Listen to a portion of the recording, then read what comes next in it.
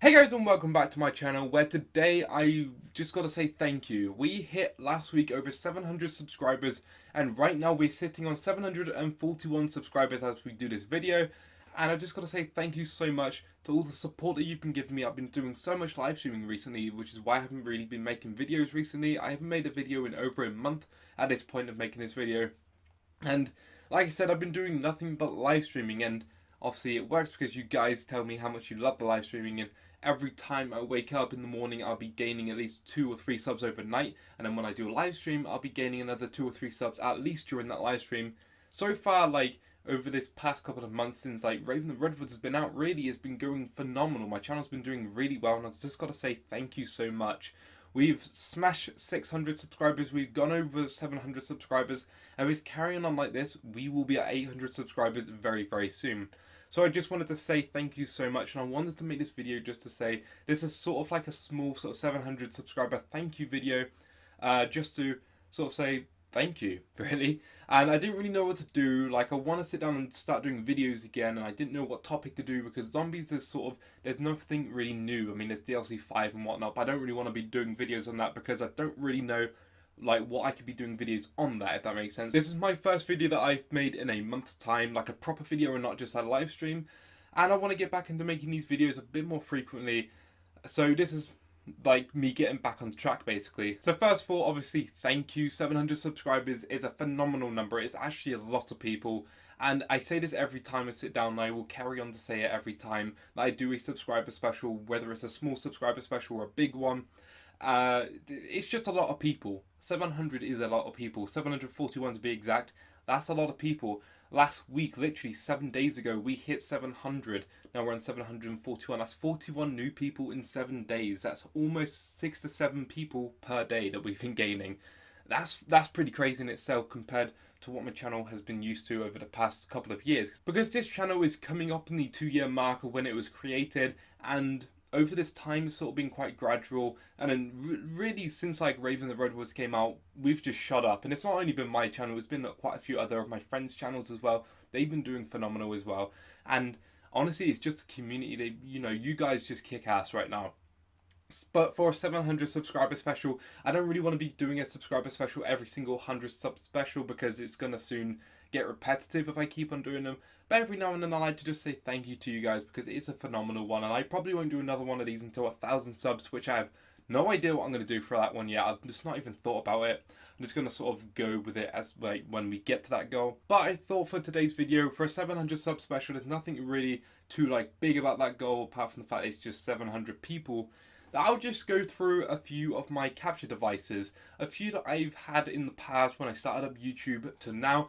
I have 3 altogether. One I just received today, which I will leave till last, and the other 2 that I've used, one of them I've used on this channel and another one I've used on a previous channel. So when I first started up YouTube with 2 of my other friends, this is when we first started up gaming YouTube in general. This is 2012, almost 5 years ago. When we started doing gaming and not just like other little things we did on YouTube which weren't really great videos that we didn't really want other people to see.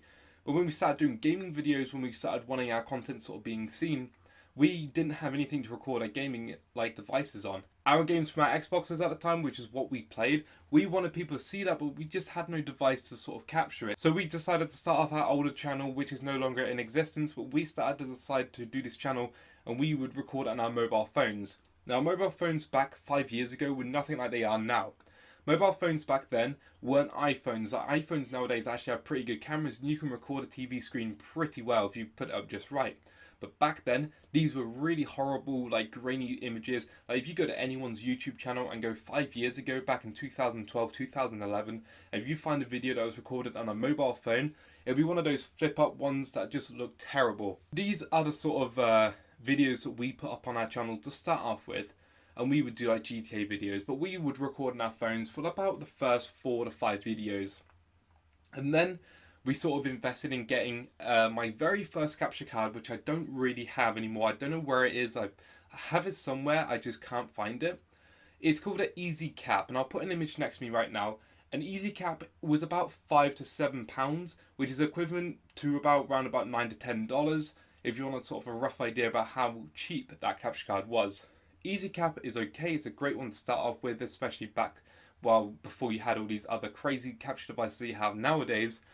But the problem with it was that the quality was what you paid for. You paid £5 for a capture device, it's going to give you that bad quality. So we had at max 480p quality on that thing, and like I say, because of the way that it just didn't give good quality, that's why I probably can't find it now, because I probably just threw it in the bin or something because it just weren't worth it. And when I had this very first capture device, which is what I said was called an Easy Cap, I had it for about another 10 videos worth of making on this channel before I decided to put in a little bit more money and actually try and make something of this YouTube channel. I decided to make my very first proper purchase for YouTube, which was what we called a HD PVR. And this is a very sort of old school HD PVR right here. This is my first capture device that I actually still own. This is the HD PVR. I'll keep it here because the lighting is going to keep it looking better. But you could probably see that right there. You've got those little color ports at the front, and these are basically where the sound would go. And you've also got like the power. It's just a very big device, and I'll size compare it with the other two devices that I have with me in a minute. So this was the front of the device. This is like the top. When you plug it in, this all around the edge would actually light up. And this would light up, I think, as like a green or a yellow, depending on if it's plugged in or red. That's the bottom of it. It's got like little feet. I don't even think you can buy these anymore, honestly, unless, well, at least not from Hapag themselves. This is obviously a Hapag HD PVR. And this is the back of it. You've got 5 of each colour. Well, you got 2 of each colour, and there's 5 in a row. So there's 10 of these all together. And you've also got some other little bits there that I never really used. One of these for like the plug, and the rest I didn't really use. And these are honestly all for like the colour, the images, the sound which went on the front. And you would have so much wires that would go into this thing. It was just insane, and you needed a lot of space, because compared to now, you just have a HDMI that goes in, HDMI that goes out, or whatever. Back then, you needed each individual port. If you had one of these unplugged, like if it weren't plugged in properly, you're going to have like uneven colours. You're going to have it like on your TV. When we tried playing GTA, it was going to be like, if you unplugged, say, blue, it's going to be more green or more yellow or more red. You'll see the tint on your TV. It just would be out-coloured. And because of which, you would need all these colours plugged in. I do have the wires down here, which I'll probably show you now. Okay, so these are what would go on the front. These are like the sound. So this is like yellow, white, and red. These are just the same. That would go on the front right there. And as you could tell, I had more than these that go on the back. And there was another one, I think this is just for the sound, but there was another one similar to this, but with 2 extras, and that'll be for 1 row, and there'll be another one on top of that. I would go on the bottom row, and I would use all of those just to plug it in, just so I can get a similar image to what you would get nowadays, just from one HDMI cable. Back at this time, by the way, in 2012, there wasn't really a lot of big YouTubers like there are now. Like nowadays, you have over 3,000 different people who have over 1 million subscribers each. But back then, back in these days when we, like 2012, when we first purchased this, we only had a few people that we sort of looked up to as like aspirations to who we would like to be like. So there was Syndicate, there was KSI, they're 2 people that stood out. I think Annie A was up there as well. Those are 3 YouTubers right there who sort of stood out, and they were 3 that were very well known to anyone who sort of even watched YouTube videos. And I think they all used very similar equipment to this before they started going on to what you have nowadays. So you can imagine when I went from an Easy Cap, which was something about this big, an Easy Cap which was this big, I would just plug in and it would give you really awful quality, to something like this. When it came through the post, I was so excited because it was the first thing that I'd properly put in money for. This, by the way, cost me about £120 at the time, and I put in my own money that I worked for, and I eventually received it. And for the first time I looked at it, I just thought, I have something in my hands that professional YouTubers have. Like, and when I say professional, like the big YouTubers at the time, like I say Syndicate and KSI, they all had similar things to this. And I was so happy that I had actually received something that was the same as what they had. Because then I just thought to myself that I've got no excuse now. As long as people can see my good quality content, back then quality was what really mattered. Nowadays I feel like quality isn't really important, honestly. For a lot of channels, there are a lot of channels out there who are big, they don't necessarily have quality. But back in 2012, quality HD crisp imagery was definitely what people were after at the time. When I had this, all I had to do was make sure my videos were good and the quality was already there, and then hopefully people would flood in and watch my videos. So I was very excited when I received my very first HD PVR. It was my first proper capture device that cost me proper money, and it worked. It gave me years of video making, and there was nothing bad I could say about it. By the way, if you wanted to know the quality of one of these things, back in the day when I actually used it, on my older channel, I actually have a video footage that I put up on my 500 subscriber special, which was my very first commentary ever. So if you want to know what this could record, then that video that I put up in that video, my 500 subscriber special, like at the end, which was my first commentary ever, it was a video of zombies on farm, and this was the exact device. Like, this device was the one that recorded that gameplay that you'll be seeing in that video. So on to my second device. I was happy with the HD PVR when I first got it, and then they announced a HD PVR 2. This was meant to be a lot easier to use. It was meant to be a lot smaller. It was meant to just look a lot cooler, and it was meant to work better as well. It was meant to work with a lot less cables. If you remember, with the first one there were so many like different ports. You had 10 of the colours on the back and the 3 in the front for the sound. Here's the one that I've used up until now on this channel, plus my old channel as well. This is my PVR that I used to use. My HD PVR 2, as it's properly known as, and what you have here on the back is you have HDMI in, HDMI out, and you've got these other little buttons there. I only used 4 in total, which was the plug, the USB, the HDMI in, the HDMI out. Around here you would have like a little colour just to look cool. It would be either green or yellow depending on whether it's plugged in, whether it's recording. And I thought for a while this was a pretty good device, honestly, and it worked for a while. And to give you an idea of like size comparison, here's the one I've just shown you, HD PVR 2, HD PVR 1. If I put them on top of each other, you can see the size comparison. See the size comparison right there. This one, the second one, is obviously a lot smaller than the HD PVR 1, and it just worked a lot better. It was way less clunky, and in general, it was just a better device. So from 2014 till now, in 2017, I have kept with this device, and recently it has been messing up a lot. I've sort of complained about it slightly in some of my videos where my PVR just won't work, and it's sort of why I haven't been able to give you gameplay as much as I have been doing sort of facecam videos. But at the same time, I sort of like doing these facecam videos because there's more personality in them, and I feel like I prefer doing this type of video as opposed to just putting a lot of gameplay over the top. But sometimes gameplay works better for a video. So this is my second capture device. Like I said, there's nothing really more to say about it than the first one. This just worked a lot better than the other one I had. Like I said, there was 4 different wires that I used as opposed to the many more that I used on the one previous, and I've used it up until now, and it was a great device. If you want to know the sort of quality that this thing does, then basically check any video on this channel with gameplay in it.